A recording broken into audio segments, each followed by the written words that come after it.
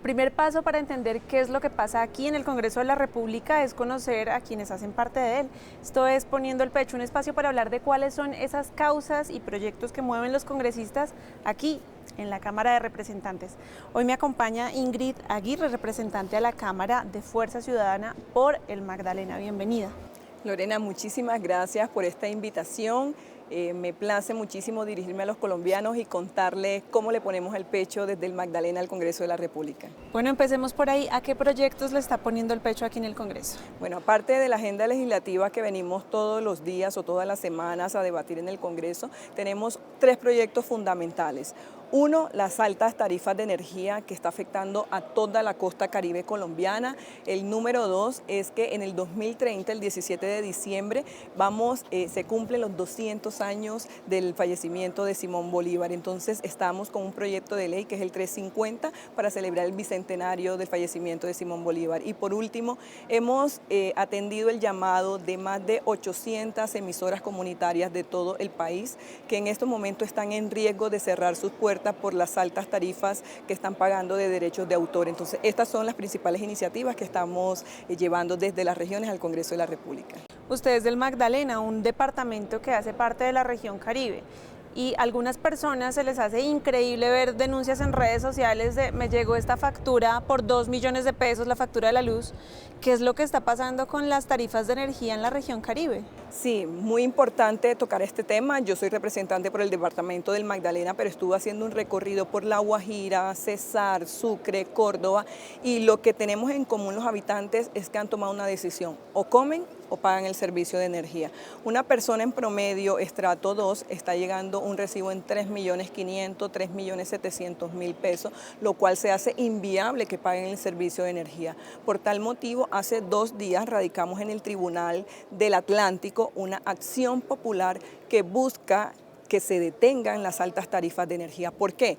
Porque es que nosotros debemos pagar en toda la Colombia lo que consumimos, lo que nos llega a la factura, pero resulta que aquí hay una serie de arandelas que estamos teniendo que pagar en la costa caribe, como son las pérdidas técnicas y no técnicas, que eso hace parte del control que debe tener el operador, eso no debemos nosotros por qué pagarlos, y hay un déficit que nos los empezaron a cobrar en la resolución 010 del 2020, y no obstante a esto, durante la pandemia, el presidente Duque dijo no alcen las tarifas de energía, y esto vemos cómo lo cobramos posteriormente, y vemos que nos los han cobrado a partir del año pasado un componente que se llama costo opcional tarifario. Esto, más las pérdidas técnicas y no técnicas, ha elevado el valor de las tarifas de energía, lo cual se hace inviable pagar en la región de la costa caribe. Pero en este momento esa familia de estrato 2 que le llega por 3 millones de pesos el recibo, ¿cómo lo está pagando? ¿O cómo reciben el servicio entonces? No lo están pagando. Hemos visto personas que ya tienen acumulados casi 74 millones de pesos. En Aracataca, Magdalena, la semana pasada 130 familias tuvieron que dejar de pagar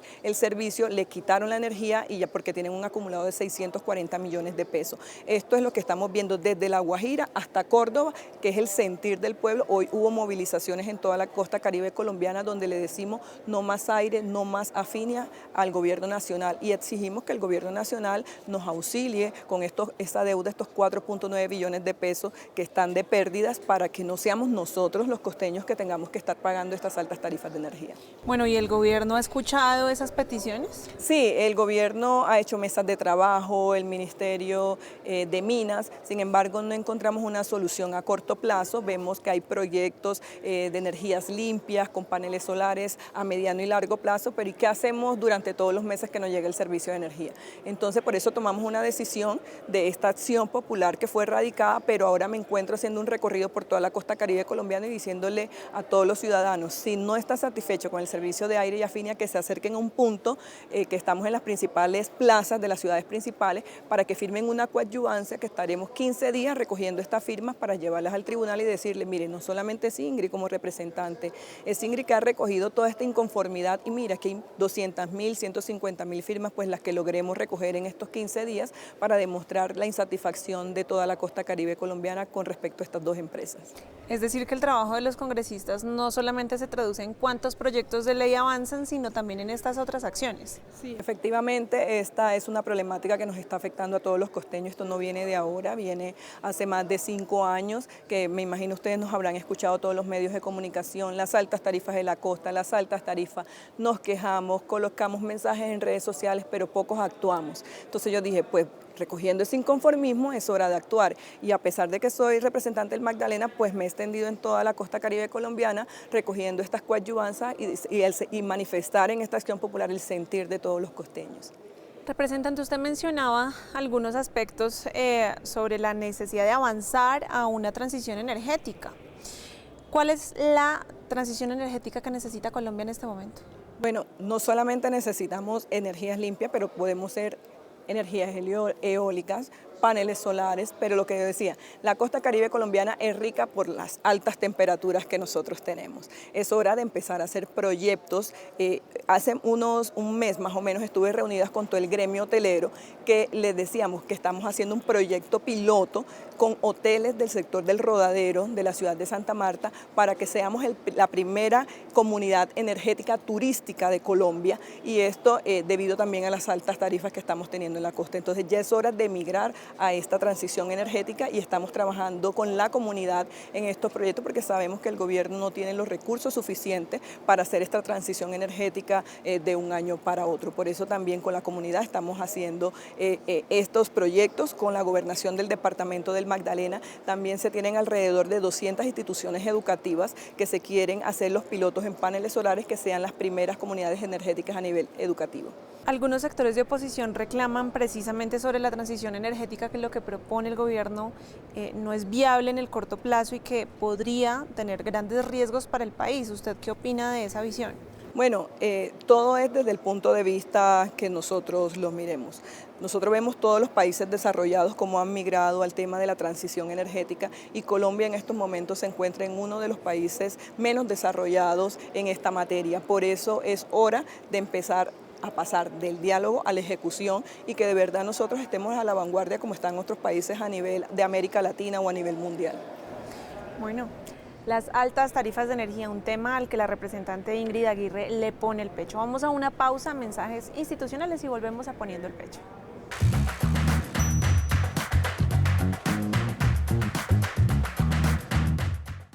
Volvemos a Poniendo el Pecho. Representante, hablábamos de la necesidad de aliviar financieramente a las personas de la región Caribe por los altos costos de las tarifas de energía, pero además usted se ha preocupado por aliviar la situación financiera de las emisoras comunitarias. ¿De qué se trata esa iniciativa? Bueno, esta iniciativa nos reunimos con el director ejecutivo de la Federación Nacional de Emisoras Comunitarias.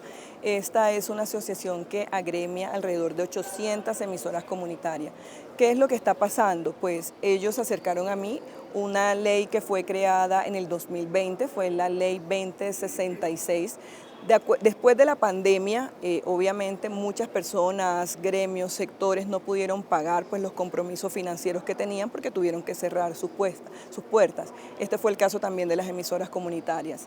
En ese momento se creó el artículo 3 de esta ley que estamos mencionando, donde decía que iban a haber unas exoneraciones o unos auxilios para las emisoras comunitarias en cuanto al impuesto de derechos de autor de SAICO y ASINCRO. Esta ley debió empezar su aplicación en los próximos 2 años. Quiere decir que su aplicación debió estar lista o contemplada más o menos a finales del 2022-2023. Ya estamos en el 2024 y esa ley no se ha aplicado. Nosotros aquí en el Congreso de la República recogemos las inquietudes de la comunidad, las transformamos en leyes, las cuales deben ser aplicadas, y a mí me llamó poderosamente la atención una respuesta que recibí del Ministerio de las TIC, que no es muy coherente con el discurso que está dando el señor presidente. El señor presidente dice siempre, hay que ayudar y apoyar las emisoras comunitarias en todo el país. Y me llamó la atención que esa respuesta que me dieron del Ministerio de las TIC me dice, es que el artículo dice podrá, es decir, que no es carácter obligatorio y que es una mera expectativa. Quedé muy sorprendida después que todo esto se transcribió, quedó implementado en una ley, y que ahora un ministerio evada la implementación de esta ley con la excusa de que el término utilizado en ese artículo es de podrá y que esto es una mera expectativa. Quedé con muchísima preocupación. En el día de ayer realizamos una reunión con el funcionario que hace parte de Derechos de Autor en el Ministerio de Interior, porque las emisoras dicen, nos hacen una ley para auxiliarnos a nosotros después de pandemia. Pero es voluntaria. Exactamente, pero es voluntaria o es opcional si la aplicamos o no, y mientras tanto nosotros las emisoras comunitarias ya hemos cerrado 80 emisoras en todo el país. Entonces, ¿qué es lo que vamos a hacer nosotros? Ya hay un desespero. Ayer vinieron delegados de la región Caribe, del Meta, del Cesar, preocupados porque no hay una voluntad política de que se empiece a aplicar esta ley que va a beneficiar a todas estas emisoras en el país. Entonces, nosotros estamos como agotando todos los recursos a nivel jurídico, todas las herramientas jurídicas que tenemos, estamos acompañando a esta emisora, pero si en los próximos días no hay voluntad del Ministerio de las TIC en implementar esta ley, nosotros ya pasaremos con acciones jurídicas como las acciones de incumplimiento. La memoria es un tema muy importante para usted y tiene una iniciativa que tiene que ver con Simón Bolívar. ¿Qué pasa este año? Bueno, este año ya estamos prácticamente a 6 años que se cumplan pues, los 200 años del fallecimiento de Simón Bolívar, más exactamente el 17 de diciembre del 2030. Es por eso el Magdalena es rica y su cultura está muy relacionada con la vida y fallecimiento de Simón Bolívar. De hecho, en la ciudad de Santa Marta, que es la capital del departamento del Magdalena, tenemos la Quinta de San Pedro, donde Simón Bolívar permaneció sus últimos días de vida. Tenemos la Quinta de San Pedro, donde se recoge pues, todo lo que hizo sus últimos días, y por eso nosotros queremos, con la ley 350, que se conmemore el bicentenario de Simón Bolívar y que el Magdalena se convierta en un foco internacional donde se pueda visitar, se pueda exponer, se pueda recrear la vida de Simón Bolívar pues, en nuestro departamento y en nuestra ciudad principalmente. Ahora que hablamos de esta figura representante, hay algunos historiadores, y no necesariamente historiadores, sino opinadores, que no están tan de acuerdo con el legado de Simón Bolívar, que pues, fue un prócer, por supuesto, de la patria, pero a quien también tildaban de aristócrata, que no estaba tan comprometido con la abolición de la esclavitud, por ejemplo. Hoy ese descontento, no solamente sobre Simón Bolívar, sino sobre otras figuras históricas, se ha trasladado a los monumentos, ¿no? Y a manifestaciones sobre los monumentos. ¿Usted qué opina de esas expresiones? Bueno, estamos nosotros en un país donde somos libres de expresar el sentir que tenemos, particularmente por las figuras representativas de la historia que han tenido que ver en nuestro país. Sin embargo, a nivel de Simón Bolívar son pocas las percepciones de rechazo que hemos sentido en Colombia. A nivel de Santa Marta hemos sentido más el rechazo sobre Rodrigo Bastida, sobre las estatuas de Rodrigo Bastida. Han pedido la reubicación de ellos, pero en cuanto a la memoria, vida y muerte de Simón Bolívar, hasta el momento no es mucha la negatividad o la percepción negativa que podemos ilustrar sobre Simón Bolívar prácticamente. Por eso lo que hemos querido, por el contrario, es exaltar a través de este proyecto de ley, celebrando o conmemorando el bicentenario en los próximos 6 años, que se cumplirán ya casi los 200 años de su muerte. Representante, una mujer de la historia con la que se identifique, ¿y por qué? Una mujer de la historia que me identifique, Policarpa Salabarrieta. ¿Y por qué? Por todo este sentir y por todo lo que tuvo que ver en la lucha por la colonización de nuestro país. Mujeres que luchan. Vamos a una pausa, mensajes institucionales, y volvemos a Poniendo el Pecho.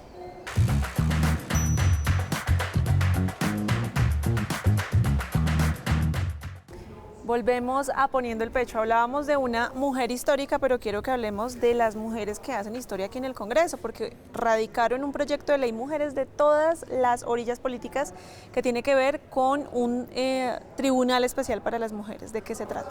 Bueno, aquí acabamos de radicar un proyecto de ley, como tú decías, sobre el Tribunal de las Mujeres. Nos hacían una encuesta recientemente y decían si estábamos satisfechas con el manejo que se le daban cuando las mujeres en el Congreso eran víctimas de violencia política, si la hoja de ruta la conocíamos, si estábamos satisfechas con el desarrollo que tenía esta iniciativa. Y por supuesto hemos avanzado.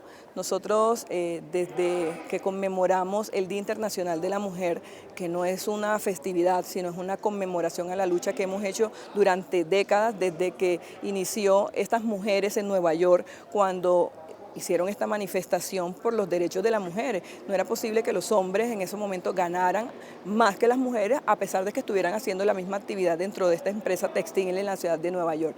Durante todo este tiempo ha evolucionado y hemos luchado las mujeres por defender nuestra condición, no solamente en el sector productivo, sino también en el sector político. Las mujeres hoy en día todavía somos víctimas de la violencia porque los hombres sienten que todavía nosotros no estamos en la capacidad de hacer una campaña política, de dar un debate aquí en el Congreso, de estar de parte de la comunidad, de parte de la gente. Mira, yo soy la primera mujer progresista, congresista del departamento del Magdalena y no es fácil. Nosotros en este departamento junto al gobierno distrital y departamental se han creado las secretarías de la mujer tanto distrital como departamental. En los gabinetes del partido en el cual yo represento siempre se respeta la cuota de género. O sea, nosotros en la mujer hemos siempre dado como esa pelea. Nuestro partido es feminista, que se le dé la participación a las mujeres, pero no es fácil.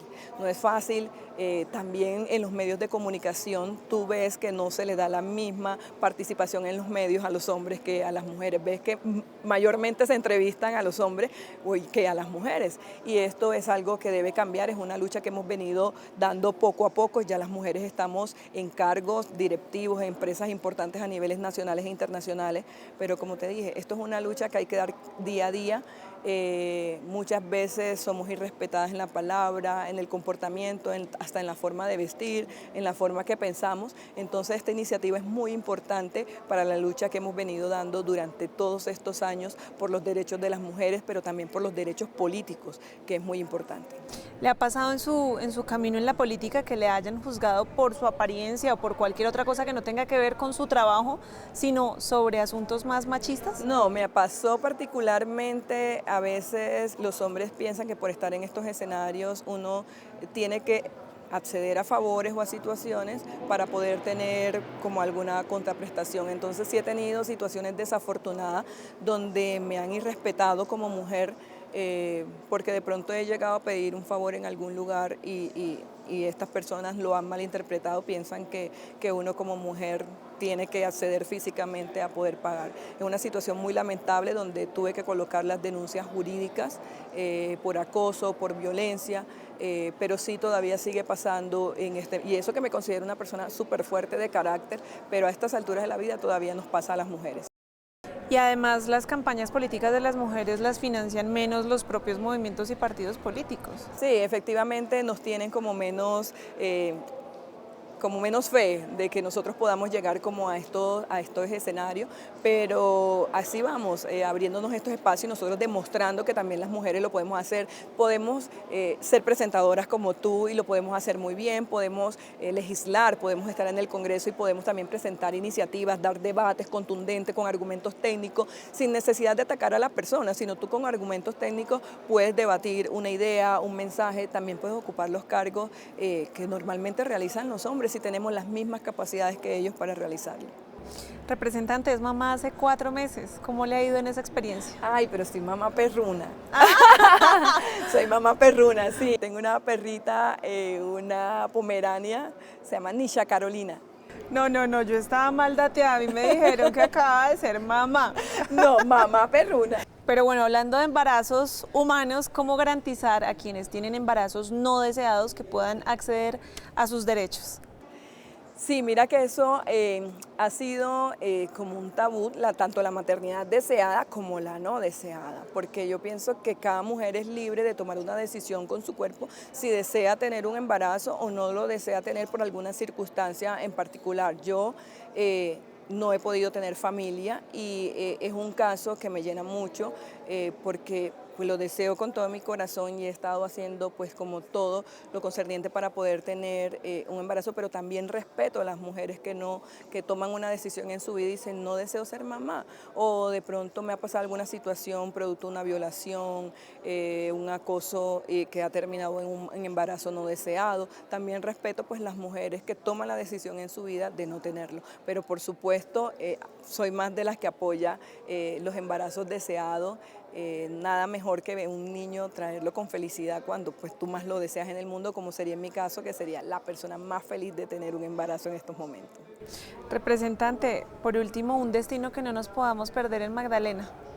Santa Marta, tienen que conocer el Parque Tayrona, o sea, son tantas cosas, la Ciénaga Grande de Santa Marta, tendrían que conocer la cumbia en el Banco Magdalena, el Festival del Caimán en mi tierra, Ciénaga Magdalena, las diversas playas que tenemos con olas, sin olas, cristalinas, un poco más oscuritas, tenemos diversidad de playas, el acuario en la ciudad de Santa Marta.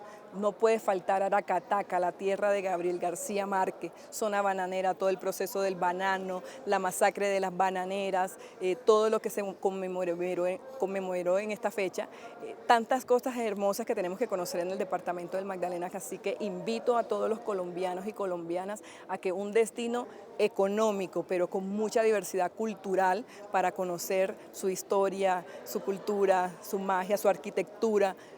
Bienvenidos y allá los estaré esperando. Soy excelente anfitriona. Huachaca, me encanta, es espectacular. Sí, imagínate. Comerse una sierra frita ahí en Huachaca me parece espectacular. Exactamente, al frente del mar, el mejor plan del mundo. ¿Y ya se leyó el último libro de Gabo? Sí, ya me lo vi, nos vemos en agosto.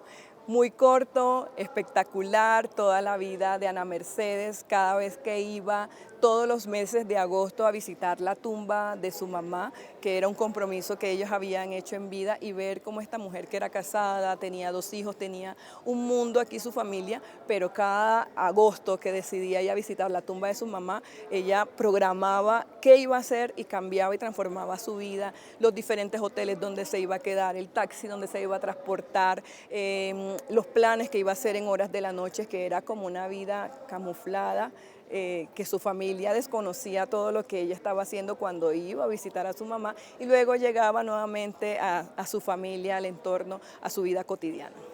Bueno, ya tienen un buen adelanto para leer este libro y para visitar el Magdalena Representante. Muchísimas gracias por acompañarnos y que le siga poniendo el pecho a esos proyectos que el país y que el Magdalena necesita. No, a ti. Mira que una de mis frases, y por eso decidí venir a este programa, es porque yo digo, poniéndole el pecho a las tarifas, poniéndole el pecho al Bicentenario, poniéndole el pecho a las emisoras. Entonces, una frase que normalmente digo en mi vida cotidiana y por eso tomé la decisión de venir a este programa, agradecerte por este espacio, pero también es algo que aplico en mi vida todos los días. Muchas gracias por acompañarnos, representante, y a ustedes nos vemos en una nueva entrega de Poniendo el Pecho.